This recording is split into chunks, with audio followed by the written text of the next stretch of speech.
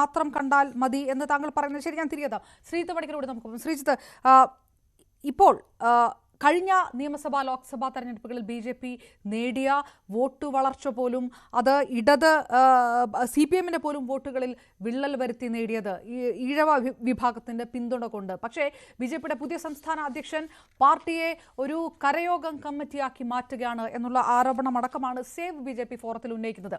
ഇത്തരം ആരോപണങ്ങളും പ്രചാരണങ്ങളും നടക്കുന്നതിനിടയിലാണ് അമിത്ഷാ വന്നുകൊണ്ട് 2026 BJP കേരളം പിടിച്ചെടുക്കും എന്ന് പറയുന്നത്. അതായത് LDF-നോടോ UDF-നോടോ അല്ല പറയേണ്ടത്, ഇതിനകത്ത് തന്നെയാണ് എന്ന് നേതൃത്വത്തിന് ബോധ്യമുള്ളത് കൊണ്ട് കൂടിയാണല്ലോ സ്ഥാനമോഹികൾ അത്തരം കാര്യങ്ങൾ ഉന്നയിച്ചു കൊണ്ടുവരേണ്ടതില്ല എന്നുള്ള ഒരു മുന്നറിയിപ്പ് പോലും അമിത്ഷായ്ക്ക് നൽകേണ്ടി വരുന്നത്. ചില വിഷയങ്ങൾ ഇതിനകത്ത് നിൽക്കുന്നുണ്ട്. സംസ്ഥാന ഭാരവാഹികൾ അല്ലെങ്കിൽ സംസ്ഥാനത്തിന് മുഖം മാറുമ്പോഴും ജില്ലാ തലത്തിൽ എവിടെയാണ്, ആരുടെ കയ്യിലാണ് എന്നുള്ള ചില ചോദ്യങ്ങളൊക്കെ ഉണ്ട്. പരിപൂർണമായിട്ട് ഒറ്റക്കെട്ടായി ഏകപക്ഷീയമായിട്ട് ഒരേ സ്വരത്തിലാണ് കാര്യങ്ങൾ മുന്നോട്ട് പോകുന്നത് എന്നൊരു ആത്മവിശ്വാസം ശ്രീജിത്തിനുണ്ടോ പാർട്ടിയെ സംബന്ധിച്ചിടത്തോളം? ഇല്ല, അത് ഒരു പാർട്ടിക്കും അങ്ങനെ ഉണ്ടാകുമെന്ന് എനിക്ക് തോന്നുന്നില്ല. പിന്നെ നിലവിലത്തെ BJPയുടെ സംസ്ഥാന അധ്യക്ഷൻ താരതമ്യേന പുതുതായിട്ടുള്ളയാളാണ്. കേരളത്തിൻ്റെ രാഷ്ട്രീയത്തിൽ അദ്ദേഹം പുതുതായിട്ട് വന്നിരിക്കുന്നയാളാണ്.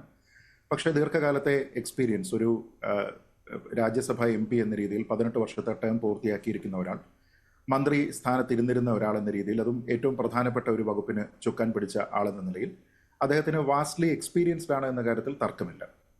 അപ്പോൾ ഇവിടെയുള്ള ഇന്റേണൽ പാർട്ടി ഡൈനാമിക്സ് എങ്ങനെയാണ്, ഇവിടെയുള്ള വിവിധ തട്ടുകൾ ഏത് രീതിയിലാണ് പ്രവർത്തിക്കുന്നത് തുടങ്ങിയ കാര്യങ്ങളെക്കുറിച്ചൊക്കെ തന്നെ അദ്ദേഹത്തിന് ഇപ്പോൾ ഒരു അത്യാവശ്യം ധാരണ ഉണ്ടാകും എന്നാണ് ഞാൻ കരുതുന്നത്.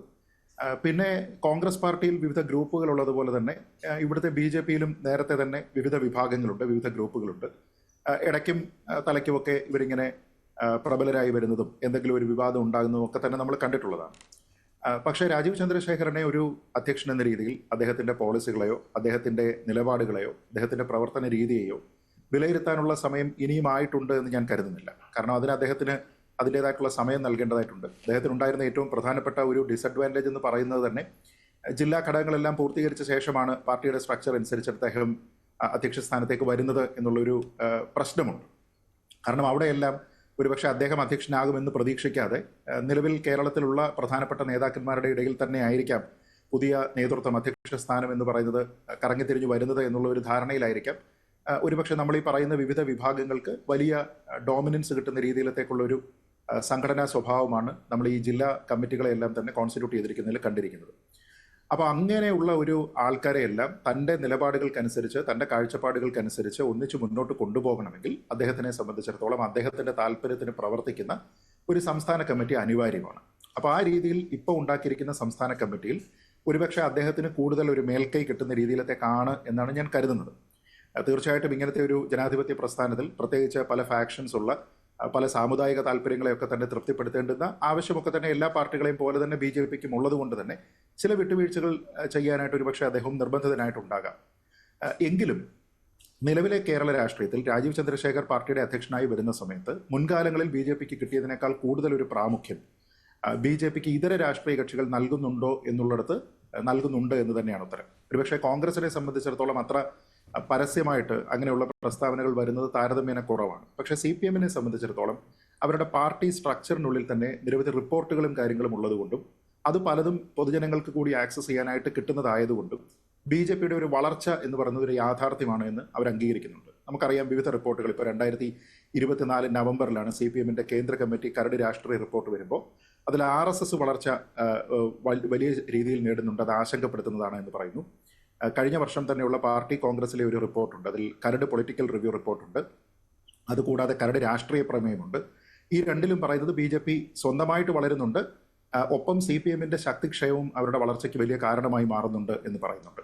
അപ്പോൾ CPM-ന്റെ ഒരു ദൗർബല്യത്തിനെ BJP പല സ്ഥലങ്ങളിലും മുതലെടുക്കുന്നുണ്ട് എന്ന് അവർ തന്നെ സെൽഫ് അഡ്മിഷൻ എന്ന രീതിയിൽ തന്നെ അതിൽ പറയുന്നുണ്ട്. പാർട്ടിയുടെ സംസ്ഥാന സെക്രട്ടറി ശ്രീ MV ഗോവിന്ദൻ തന്നെ സംഘടനാ റിപ്പോർട്ട് അവതരിപ്പിക്കുന്നത് ഈ മാർച്ച് മാസത്തിൽ അത് പുറത്തു വന്നിട്ടുണ്ട്. അതിലും പറഞ്ഞിരിക്കുന്നത് കേരളത്തിൽ വളരെ വ്യാപകമായിട്ട് BJP വളർച്ച നേടുന്നു എന്ന് തന്നെയാണ്. തൃശ്ശൂരിലെ BJPയുടെ ജയം എന്ന് പറയുന്നത് ഒരുപക്ഷെ മുസ്ലിം വിഭാഗങ്ങളുടെ ഇടയിലേക്കും ട്രഡീഷണൽ CPM കേഡറുകളിലേക്കും ഒക്കെ തന്നെ BJP കടന്നു കയറുന്നു എന്നതിൻ്റെ ഒരു സൂചനയായിട്ടാണ് അവർ മനസ്സിലാക്കുന്നത്. ഇപ്പോൾ CPM-ന്റെ ജനറൽ സെക്രട്ടറി ആയിട്ടുള്ള ശ്രീ MA ബേബി ആണെങ്കിലും ഒരു പരസ്യ പ്രസ്താവനയിൽ BJP വളരുന്നുണ്ട്, അത് കോൺഗ്രസിന്റെ ചെലവിൽ മാത്രമല്ല CPM-ന്റെ ഏരിയകളിൽ തന്നെ അവർ സ്വാധീനം ചെലുത്തുന്നുണ്ട് എന്ന് പറയുന്നുണ്ട്. എന്ന് വെച്ചാൽ ആ ഒരു റൈസിംഗ് ഇൻഫ്ലുവൻസ് എന്ന് പറയുന്നത് അക്നോളജ്ഡ് ആണ്. അതുകൊണ്ട് തന്നെയാണ് ഒരുപക്ഷെ നമ്മൾ ഈ 2014 ഉണ്ടായിരുന്ന ലോക്സഭാ തെരഞ്ഞെടുപ്പിൽ എത്രത്തോളം വോട്ടാണ് അവർക്ക് കിട്ടിയിരുന്നത്, പ്രത്യേകിച്ച് LDF-ന് കിട്ടിയിരുന്നത് 40% ഉണ്ടായിരുന്നു. അത് ഇത്തവണ ആയപ്പോഴത്തേക്ക് 33%. ആ 7% കുറവ് എന്ന് പറയുന്നതിനെ ആരാണ് ക്യാപിറ്റലൈസ് ചെയ്തത് എന്ന് ചോദിച്ചു കഴിഞ്ഞാൽ ഇവിടെ BJP തന്നെയാണ്. പക്ഷേ BJPക്ക് സത്യത്തിൽ ഇവിടെയുള്ള പൊട്ടൻഷ്യൽ അനുസരിച്ച് ഇവിടെ ഇവരുടെ RSS ശാഖകളുടെ വേരോട്ടമാണെങ്കിലും ഇവിടെ മൊത്തത്തിൽ കേന്ദ്ര നേതൃത്വത്തിനോടുള്ള ഒരു താല്പര്യവും മറ്റു കാര്യങ്ങളും എല്ലാം പരിഗണിച്ചാൽ ഈ കഴിഞ്ഞ 10 വർഷത്തിനിടയിൽ അവർ നേടേണ്ടുന്ന ഒരു റാപ്പിഡ് പേസ് അവർ കൈവരിച്ചിട്ടുണ്ടോ എന്ന് ചോദിച്ചാൽ ഇതിനേക്കാൾ ഒരുപക്ഷെ മുകളിലേക്ക് പോകാനുള്ള സാധ്യതകൾ ഉണ്ടായിരുന്നു. അതവർക്ക് പൂർണ്ണമായിട്ട് പ്രയോജനപ്പെടുത്താൻ കഴിഞ്ഞില്ല. അപ്പോൾ അവിടെയാണ് ഒരുപക്ഷെ ശ്രീ രാജീവ് ചന്ദ്രശേഖരന്റെ അല്ലെങ്കിൽ ഈ പുതിയ സംസ്ഥാന നേതൃത്വത്തിന്റെ ശ്രദ്ധ പതിയേണ്ടത് ഈ പാർട്ടി മുന്നോട്ട് പോകണമെങ്കിൽ.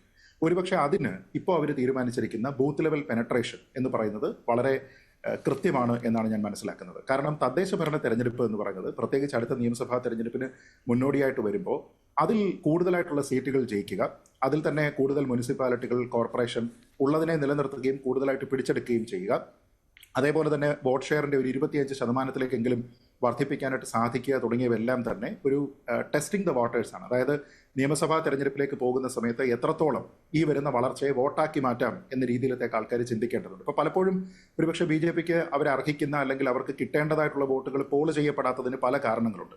ആ കാരണങ്ങളിൽ ഒന്ന് ഈ പറയുന്നത് പോലെ ഒരു ഗ്രൂപ്പിസം ആയിരിക്കാം. 2 ഐഡിയലായിട്ട് അവരുടെ ഒരു കാൻഡിഡേറ്റിനെ ഒരുപക്ഷെ അവർ തിരഞ്ഞെടുക്കുന്ന കാൻഡിഡേറ്റിനോട് എല്ലാവർക്കും താല്പര്യമില്ലാത്തതാകാം. ഇപ്പോൾ പാലക്കാട് ഉപതെരഞ്ഞെടുപ്പിലൊക്കെ തന്നെ ഇതേപോലെയുള്ള ഇന്റേണൽ റിഫ്റ്റുകളാണ് നമ്മൾ കണ്ടത്. അപ്പോൾ അതിനെയെല്ലാം പരിഹരിച്ച് എവിടെ ആരാണ് സെല്ലബിൾ എന്ന രീതിയിലത്തേക്ക് അവർ മനസ്സിലാക്കി കൊണ്ടുപോവുകയും അതിനോടൊപ്പം തന്നെ മറ്റ് 2 ഫ്രണ്ടുകളിൽ, ഒന്ന് നേരത്തെ സൂചിപ്പിച്ച അപർണ തന്നെ പറഞ്ഞതുപോലെ വികസിത കേരളം എന്ന് പറയുന്ന ഒരു കാഴ്ചപ്പാട്, ഇപ്പോൾ ഡെവലപ്മെന്റ് ഓറിയന്റഡ് ആയിട്ടാണ് ഞങ്ങൾ സംസാരിക്കുന്നത് എന്ന രീതിയിൽ ഒരുപക്ഷെ യുവത്വത്തിന് കൂടി പിന്നെ കൂടുതൽ കേറ്റർ ചെയ്യുന്ന രീതിയിലത്തേക്ക് ഡെവലപ്മെന്റ് ഫോക്കസ്ഡ് ആയിട്ടുള്ള ഒരു കാര്യത്തിനെ കൊണ്ടുവരികയും ഒപ്പം മറ്റ് 2 മുന്നണികളെയും ഒരേപോലെ ആക്രമിക്കുകയും ചെയ്യുക എന്നുള്ളത് അവരുടെ ഒരു പൊളിറ്റിക്കൽ നിലനിൽപ്പിന്റെ കൂടി ആവശ്യമാണ്. ഇപ്പോൾ നമ്മൾ നോക്കിക്കഴിഞ്ഞാൽ അപർണയ്ക്ക് തന്നെ അറിയാം, CPM-ന്റെ ഭാഗത്ത് നിന്ന് ഉണ്ടാകുന്ന ആരോപണം BJP-യും കോൺഗ്രസും ചേർന്നിട്ടുള്ള ഒത്തുകളിയാണ് എല്ലാ കാര്യങ്ങളിലും നടക്കുന്നതെന്നാണ്. കോൺഗ്രസ് പറയുന്നത് തന്നെ അവർ ഇൻവെന്റ് ചെയ്തിരിക്കുന്ന ടേം തന്നെ കമ്മ്യൂണിസ്റ്റ് ജനതാ പാർട്ടി എന്നാണ്, CJP എന്നാണ്. ഇവർ രണ്ടുപേരും ഹാൻഡ് ഇൻ ഹാൻഡ് ആണെന്നാണ്.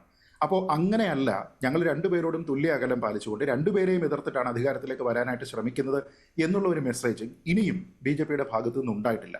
ഒരുപക്ഷെ അതിലേക്ക് കൂടി ശ്രദ്ധ കേന്ദ്രീകരിച്ചു കഴിഞ്ഞാൽ അവർക്ക് കോൺഗ്രസിനെയും അതേപോലെ തന്നെ ഇവിടെ